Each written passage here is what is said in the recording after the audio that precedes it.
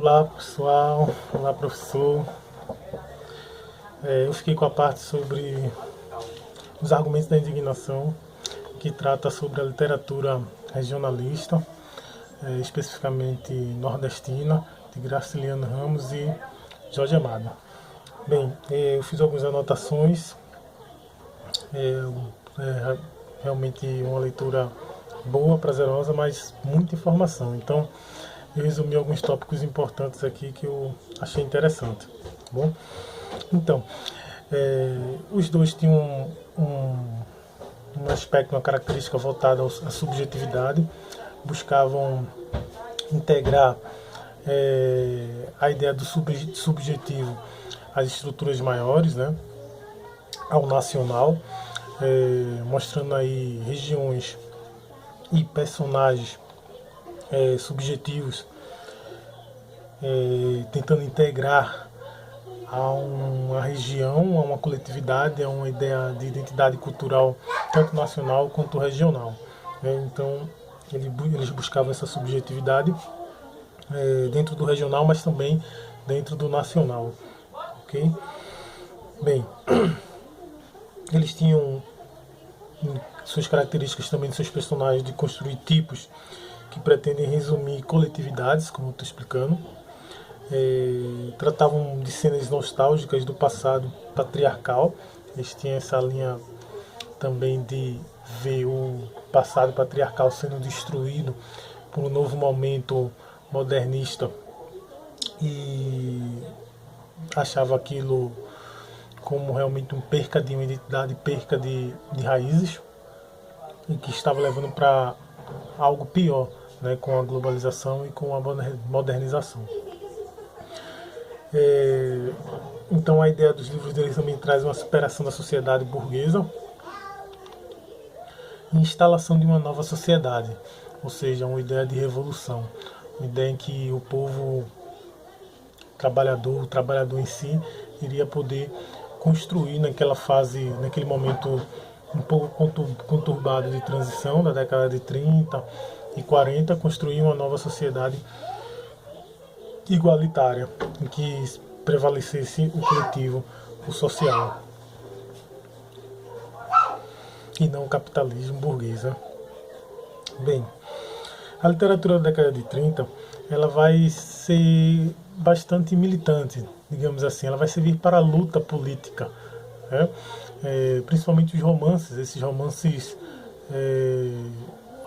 locais, romances nordestinos, né, regionais, que vai estar muito enganjado, por exemplo, Jorge Amado, ao Partido Comunista, e ele vai vir com uma grande característica, um grande cunho político, a sua literatura filosófica e de estudos sociais, né, de análise social.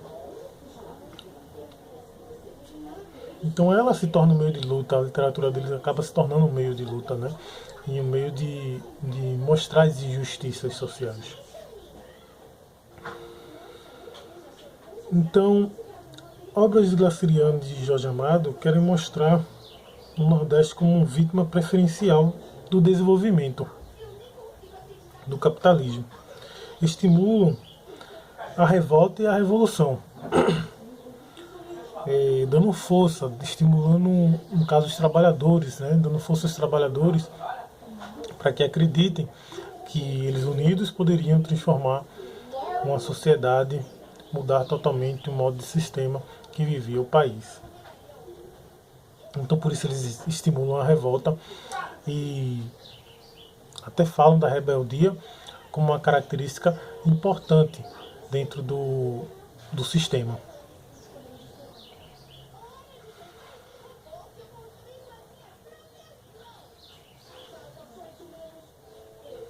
Então o território nordestino acaba sendo um território de denúncia da miséria e de injustiça. Então a cidade cosmopolita, no caso Rio de Janeiro, São Paulo e o sul do Brasil, que está se desenvolvendo mais rápido industrialmente, eles acabam dizendo que é um negócio que não permite a sensibilidade, acaba com a naturalidade, naturalismo, né, que Jorge Amado é muito naturalista, assim como o Graciliano Ramos. né? Então eles prezam pela natureza, pelas as questões naturais da vida, né? E pela preservação desse meio natural. Então essa cidade cosmopolita seria algo que iria acabar, né, com a sensibilidade de uma sociabilidade brasileira. Então mais à frente, nas obras dele, falando sobre as obras de Jorge Amado, elas são muito ligadas à identidade nacional e à cultura do país, questão de raça e formação do nosso povo. Busca das raízes populares para captar sua singularidade, sua identidade e sua cultura. Ou seja, ele buscava uma integralidade, um integralismo, né, entre esses sujeitos nordestinos, entre os sujeitos do Rio, do Sul. Ele buscava então unir todos em uma única cultura nacional. Ele buscava entender, na verdade, essa sociedade para tentar uma cultura nacional, uma identidade nacional, né? Buscar essa característica, né?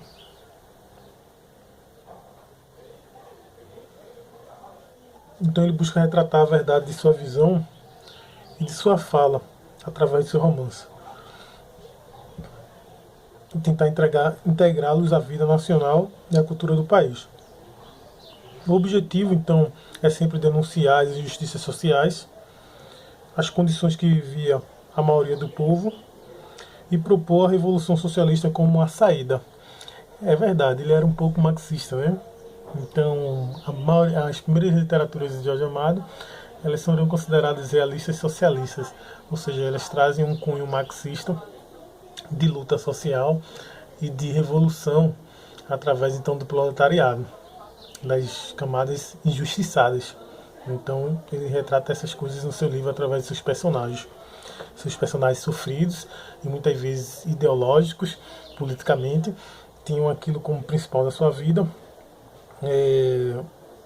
a ideologia política de uma revolução, de uma mudança social.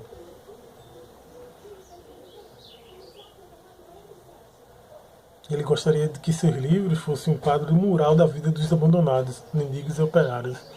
Exatamente, ele estava exaltando essas pessoas mais sofridas como os verdadeiros heróis da sociedade.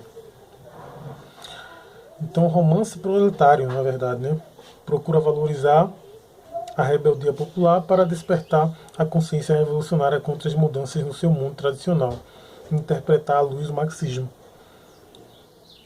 Ele gostaria que, quando isso ocorresse, que os proletários criassem essa consciência, eles iriam soltar do estágio pré-capitalista para o socialismo.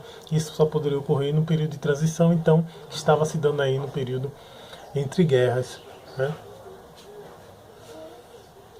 Então a maioria dos seus personagens nesse período eram militantes e tinham ideologias políticas fortes. Agora, o escritor, quando está escrevendo, ele então assume uma identidade da voz do partido, né? Ele assume uma postura como a voz da revolução mesmo. E no final da década de 60, ele então começa a tirar mais esse discurso marxista, né? Começa a puxar mais para o cômico, para a literatura mais fantástica, que poderia fazer as ficções mais leves, né, com temas mais... Mesmo assim, ele não abandona o discurso político, mas ele começa a se apegar agora a um discurso popular, ao cordel, ao folheto, ao ABC, e aí fica... Ele começa a valorizar, então, de uma forma mais presente, a linguagem coloquial do povo, né? E abandona aquele discurso rígido de que só o materialismo poderia resolver as coisas, né? Que só o marxismo. Então ele acredita que a sensibilidade e o naturalismo em si, sendo preservados do próprio povo, a raiz natural do povo, eles seriam capazes de desenvolver uma humanidade maior, certo?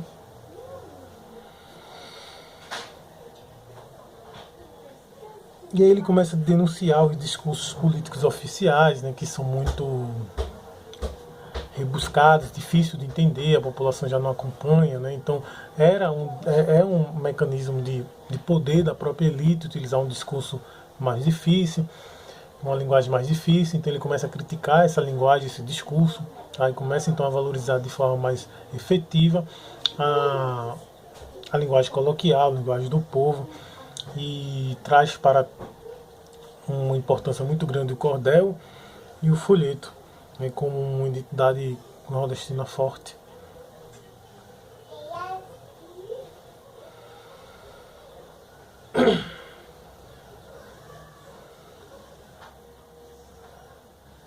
E ele também começa a chamar a atenção para o caráter relativo do discurso, do racionalismo, do discurso racionalista absoluto, né, que se acha certo, correto em tudo, está sujeito a constante releitura. Ele diz que todo discurso, na verdade, é relativo, né? Depende de quem vê, depende de quem está contando. Ok? O vídeo está ficando muito grande, eu vou dar um pulinho aqui e vou finalizar. No final das contas, ele se assemelha bastante a Gilberto Freires, onde vai fazer bastantes elogios à sua terra, né, a Bahia, assim como Gilberto Freires fez a Recife. Vai falar do mestiço como um milagre brasileiro e a riqueza cultural dessa população. População pobre, que tem muita cultura e muita informação, muita sabedoria popular para passar, não é valorizada. Então ele diz que essa é a verdadeira riqueza do país, por conta da miscigenação que fez com que eles tivessem realmente toda essa cultura transformada e criada e renovada e não para, né? Então ele diz aqui: só a miscigenação explicaria tal riqueza. O mestiço se torna o superior, assim como Gilberto Freire acreditava. O mestiço, então, ele é superior, né? Uma raça superior. Obrigado, tchau.